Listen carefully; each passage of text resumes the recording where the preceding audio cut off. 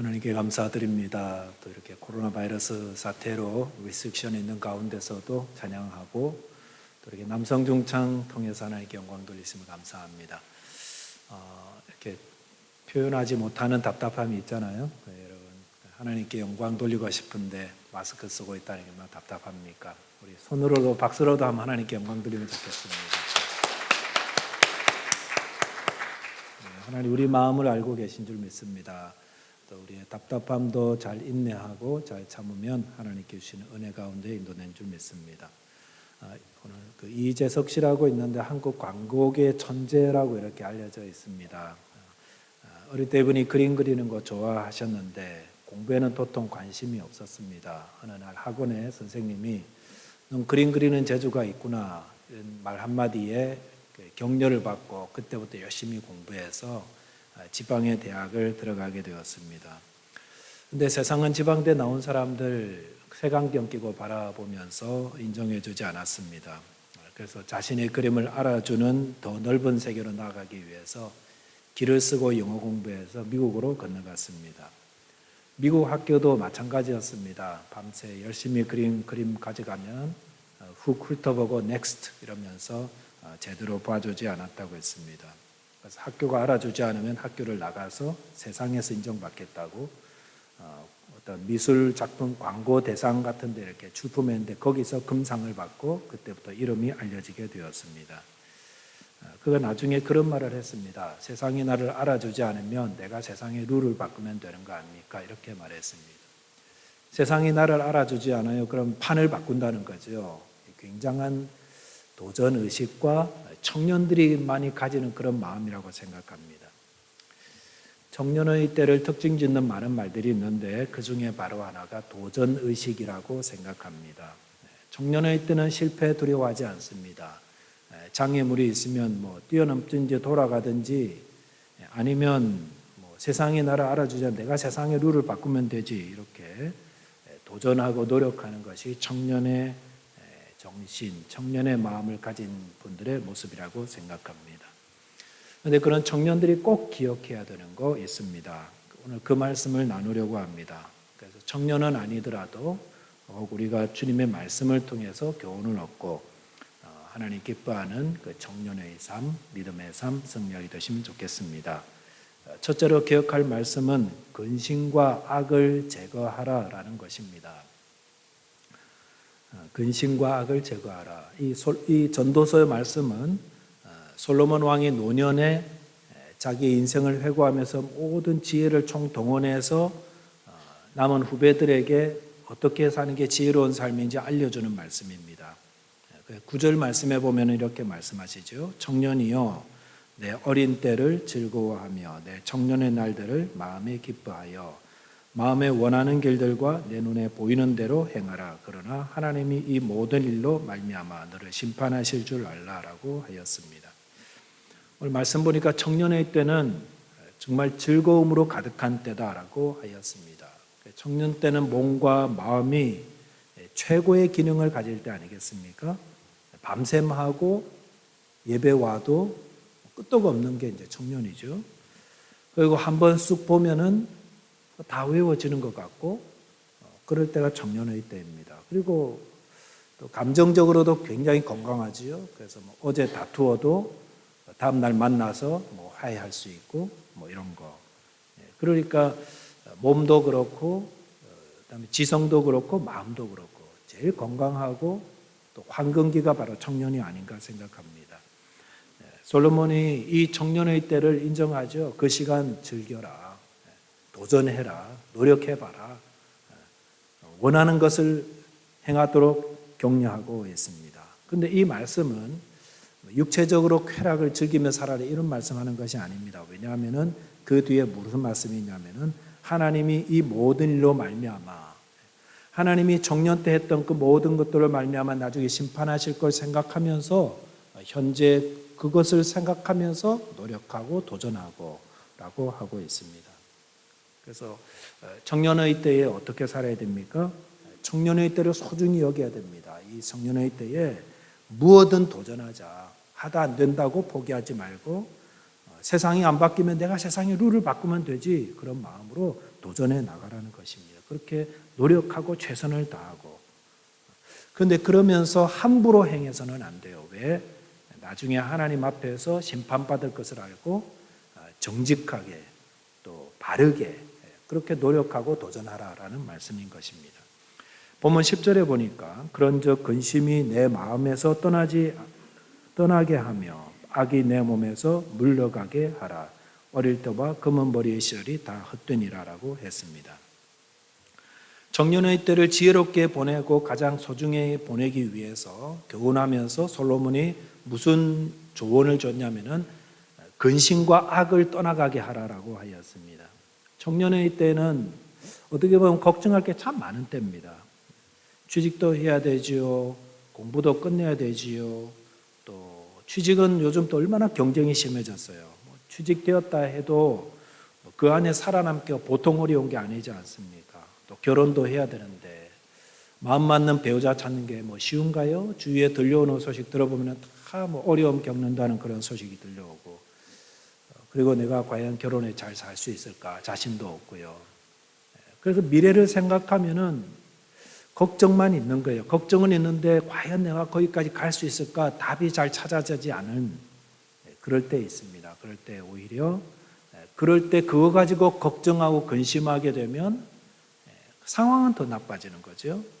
상황은 더 나빠져요. 잠언 15장 13절에 보면은 마음의 즐거움은 얼굴을 빛나게 하여도 마음의 근심은 심령을 상하게 한다고 했습니다. 이 청년의 얼굴들이 얼마나 밝아요? 그런데 그 얼굴이 밝은 이유는 마음이 밝기 때문입니다. 아직도 때묻지 않고 자신감이 있고 또 해보자는 어떤 그런 마음들이 있으니까 마음이 밝은 거예요. 그런데 그 마음에 근심이 들어가면은 청년의 얼굴이라도 어둡다라는 것입니다. 얼굴만 어두운 게 아니라 근심이 들어가면 심령을 상하게 만든다고 했습니다. 도전하는 청년을 병들게 하는 게 뭐냐면은 근심이라는 겁니다. 그래서 문제 있어요. 청년들이 오늘날 살아가는 세상 만만치 않아요. 그러나 그것보다 훨씬 더 우리가 주의해야 될 게 뭐냐면은 청년들의 마음에 들어있는 근심입니다. 근심을 방치해버리면은 이게 큰 문제가 되지요. 그거 있으면은 우리 속사람을 병들게 하고 얼굴을 어둡게 만들고 도전도 못하게 만드는 거예요. 직장 문제, 결혼 문제, 학업 문제, 미래 문제라는 큰 문제 앞에서 그 문제보다 더 큰 문제가 뭐냐면은 내 안에 있는 근심. 근심한다고 문제가 해결되는 것이 아닙니다. 오히려 근심을 가지고 있을 때에 청년답게 살아가지 못하게 한다는 것입니다. 그래서 무엇보다도 제일 우선적으로 해야 되는 게 뭐냐면은 마음의 근심을 먼저 해결해야 됩니다. 그래서 마음을 살펴서 내가 근심하고 있네? 감지가 되면 빨리 그 근심을 떠나가게 만들어야 됩니다. 근심을 떠나가게 만들어야 됩니다. 문제보다는 그 문제 때문에 가지는 근심이 더 문제라는 거예요. 자기 안에 근심, 내가 이거 가지고 근심하고, 내가 돈 문제 때문에 근심하고 있네? 내가 사람 문제 때문에 근심하고 있네? 내가 어떤 문제 때문에 지금 거기에 지금 막 근심하고 있네? 근심의 문제를 빨리 해결해야 됩니다. 근심 문제 어떻게 해결해야 되죠? 주님께 나와야 되죠. 주님께 나와서 주님의 도움을 구해야 되는 것입니다. 예수님께서 마태복음 11장 28절에 수고하고 무거운 짐진 자들아 마음의 짐이죠, 근심이죠. 다 내게 오라, 다 내게 오라. 주님께 와서 내가 너희를 쉬게 한다. 주님께 와서 어떻게 하라는 겁니까? 다 토해 놓으라는 겁니다. 기도하며 도움을 구하라는 겁니다. 주님, 제 마음에 근심이 있습니다. 제가 이 문제를 가지고 생각만 하니까 마음이 너무 무겁습니다. 어떻게 하라고요?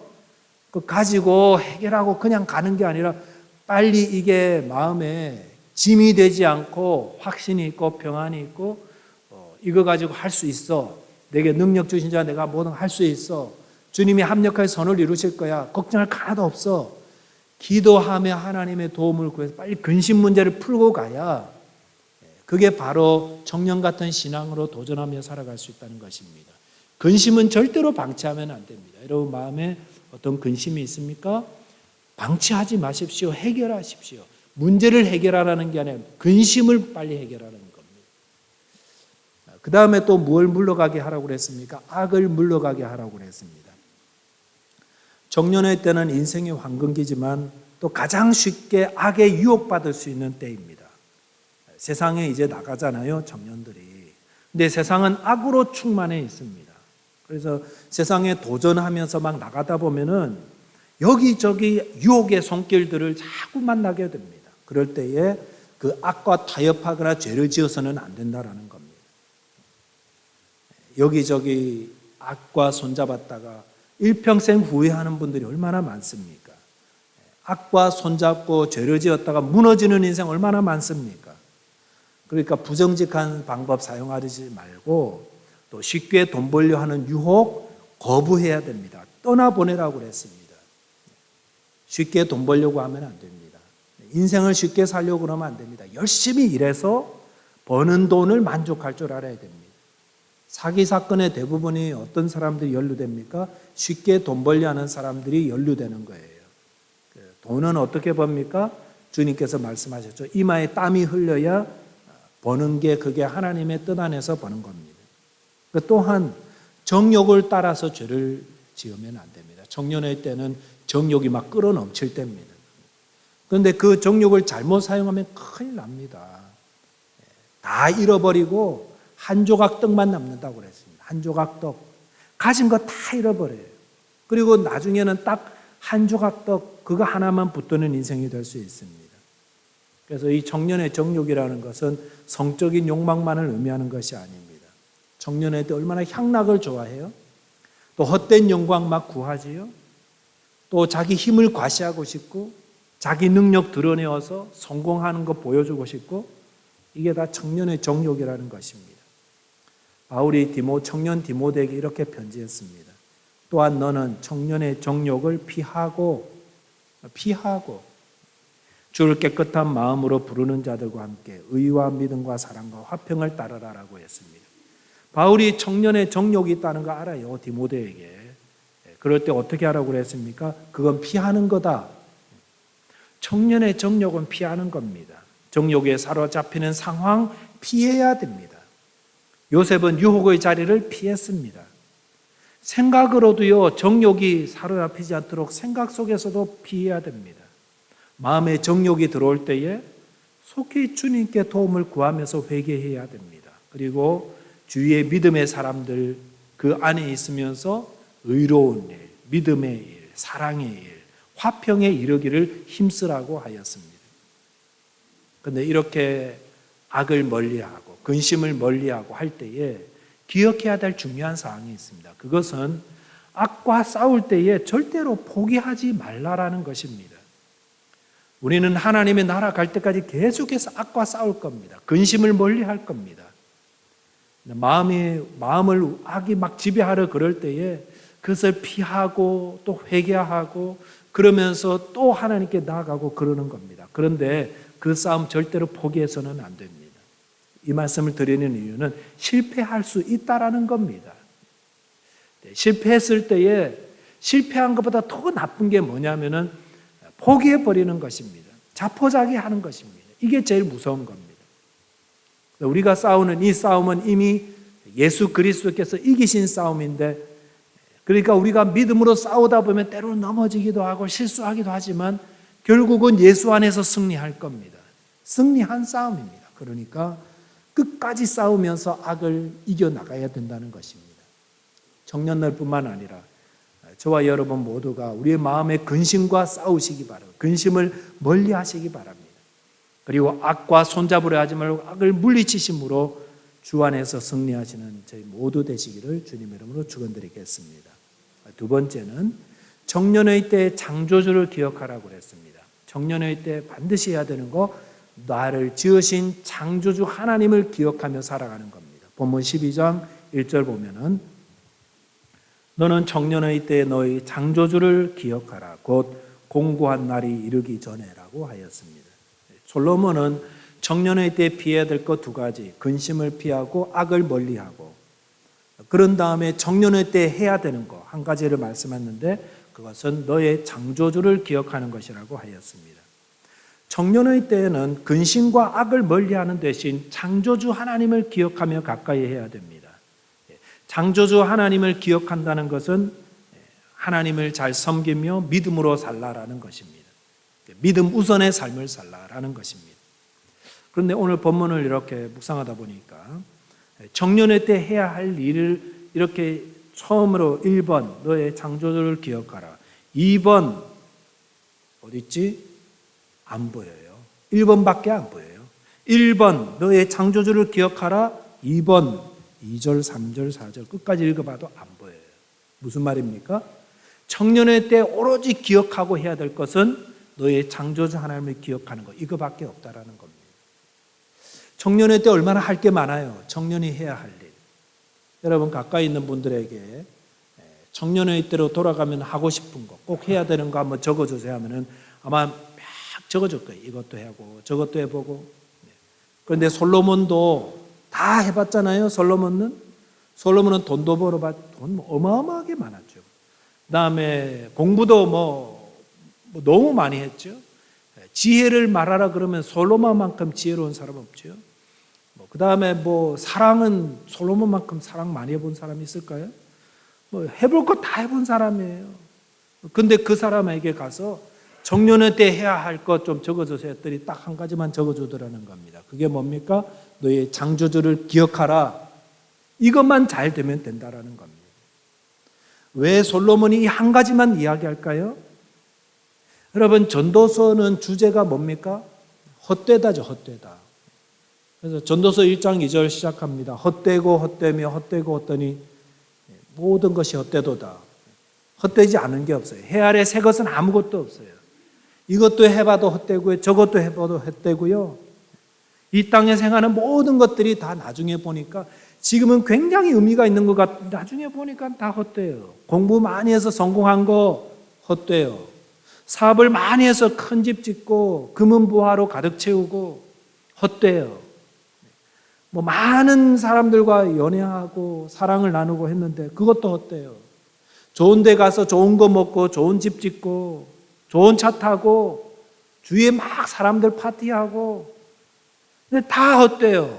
심지어 지혜자와 우매자가 나중에 보니까 다 똑같이 죽더라는 거예요.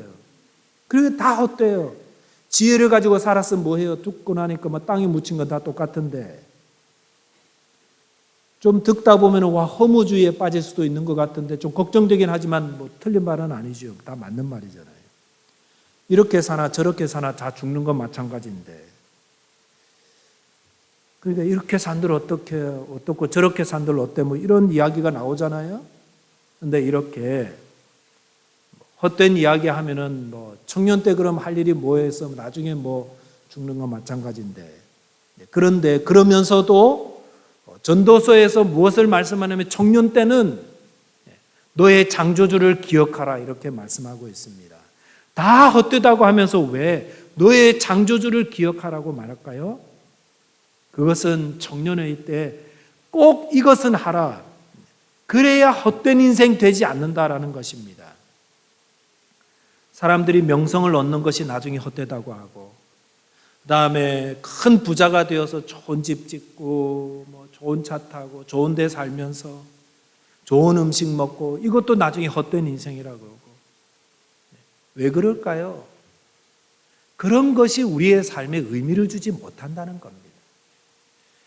어떤 운동선수가 여기저기서 이름을 알려놓고 그래서 정말 톱의 자리까지 올랐어요. 그러니까 어릴 때부터 그 자리에 올라가려니까 도중에 이렇게 우승했다고 트로피를 얼마나 많이 받았겠어요. 우승 트로피와 상장이 집에 가득한데 그 트로피 다 치워버리고 몇 개만 놔뒀다고 그랬습니다. 왜냐하면 그 트로피 보고 있다고 해서 삶의 의미가 생기는 게 아니더라는 겁니다. 과거에 성공했던 트로피가 우리의 삶을 가치 있게 만들어주지 않습니다. 왜 그럴까요? 그것은 우리가 영적인 존재라서 그렇습니다. 인간이 영적인 존재이기 때문에 좋은 음식 많이 먹은 게 우리의 삶을 의미 있게 만드는 게 아니고 좋은 데서 살면서 육신이 평안하게 잘 사는 육적인 존재로 사는 게 우리의 삶을 가치 있게 만드는 게 아니더라는 것입니다. 하나님이 저와 여러분들을 영적인 존재로 만드셨습니다. 그리고 영적인 삶을 살지 않으면 제 아무리 풍성한 삶을 산다 할지라도 나중에 돌아보니까 다 의미가 없더라는 겁니다. 그래서 한평생 성공하며 살며 사람들의 부러움을 받고 살다가 돌아가시는 분들 가운데에 그런 말 많이 듣죠. 인생 참 허무하다. 내가 잘못 살아온 것 같아. 라고 하는 분들의 공통점이 있는데 그건 뭐냐면은 아직도 자신이 영적인 존재임을 인지하지 못한다는 것입니다. 또 설령 그것을 알았다 할지라도 영적인 삶을 바로 살지 못해서 그렇다라는 겁니다. 솔로몬이 헛되고 헛되다 허무하다 한 그 말의 공통점도 다 이게 있어요. 다 육적인 것에 최선을 다해서 살았는데 최선을 다해도 나중에 보니까 다 헛되다. 그런 것에 온 열정을 품고 다 젊음을 다 바쳤지만 나중에 돌아보니까 다 헛되다라는 것. 무엇을 몰라서 그렇습니까? 영적인 존재는 영적인 삶을 살아야 되는데 그걸 몰랐다는 겁니다. 성도 여러분, 열심히 돈만 벌어서 정말 돈 많이 벌어서 성공하신 분이 나 죽으면서 다 이루었다. 나는 여한이 없어. 이런 분을 본 적이 없습니다. 오히려 그런 말 너무 많이 들어요. 살만하니까 이 땅을 떠나야 되네. 이런 말 하시기도 하고 내가 이거 하려고 이렇게 열심히 살았나 이런 말씀도 많이 듣잖아요. 왜 그렇죠? 우리가 영적인 존재라는 사실을 깊이 기억해야 된다는 겁니다. 영적인 존재는 영적인 삶을 살아야 됩니다. 그러니까 성경 말씀 먼저 그의 나라와 그 의를 먼저 구해라. 그러면 하나님이 그 다음은 다 채워주신다. 알맞게 정확하게 채워주신다. 솔로몬이 전도서를 마치면서 이렇게 말했습니다. 일의 결국을 다 들었으니 일의 결국이 뭡니까? 다 헛되다. 하나님을 경외하고 그의 명령을 지킬지어다. 이것이 모든 사람의 본분이니라. 오늘 말씀도 그랬잖아요. 오늘 말씀도 너의 창조주를 기억하라. 하나님이 나를 창조하신 분입니다. 영적인 존재로 창조하셨습니다. 그러니까 그 하나님을 경외하고 그 명령을 지키며 너의 창조주를 기억하며 사는 것, 그것이 가장 인간다운 삶이며 그렇게 살아갈 때 인생 말미에 돌아서서 청년의 때를 돌아보고 내 삶에 그 걸어왔던 흔적을 보면서 참 감사하다. 이게 참 의미 있는 인생이었구나. 그러면서 또다시 청년들에게 청년의 때 할 일이 많지만 두 가지를 기억하자. 한 가지는 마음의 근심과 악을 멀리해라. 그리고 한 가지 기억할 것은 너의 창조주를 기억해라. 이것만 기억하고 살아가면 헛된 삶 살지 않는다. 인생이 복된 삶이 되고 이게 삶의 인간의 본분이다. 저와 여러분 가운데는 젊은 분도 계시고 나이 드신 분들도 계십니다. 그러나 신체적 나이가 중요한 건 아니죠. 중요한 것은 무엇입니까? 오늘 하나님 말씀대로 마음의 근심과 악을 멀리하고 나를 창조하신 하나님을 기억하며 그분을 경외하며 그분의 말씀대로 살아가는 것. 그것이 가장 복된 인생이 되는 것입니다. 이를 통해서 저와 여러분이 가장 복되고 가장 가치 있는 인생으로 살아가게 되시기를 주님의 이름으로 축원드리겠습니다. 기도하겠습니다. 하나님 아버지 감사합니다. 저희들을 하나님의 자녀 삼아주신 하나님 감사합니다. 저희들을 하나님을 경외하며 하나님을 섬기며 살도록 영적인 존재로 만들어 주셨습니다. 하나님 청년의 때에 마음의 근심과 악을 멀리하는 자 되게 하여 주시고 하나님이 우리에게 허락하여 주신 귀한 사명의 길을 따라 살아갈 수 있도록 하나님 잘 섬기다가 저희 모두 언젠가 주님 앞에 서게 될 때에 잘했다, 충성되다 칭찬 듣는 주의 종들, 주의 백성들 다 되게 하여 주옵소서. 우리 가운데 있는 청년들을 축복합니다. 이 청년들 마음에 주님을 아는 마음을 허락하여 주시고 또 주님이 이끄실 때에 온전히 순종하며 나아가서 그분들의 인생에 하나님 앞에 영광을 돌리며 가장 가치 있고 의미 있을 수 있도록 지혜로운 삶을 살 수 있도록 함께 하시고 도와주옵소서. 우리 주님 예수 그리스도 이름으로 감사하며 기도합나이다. 아멘.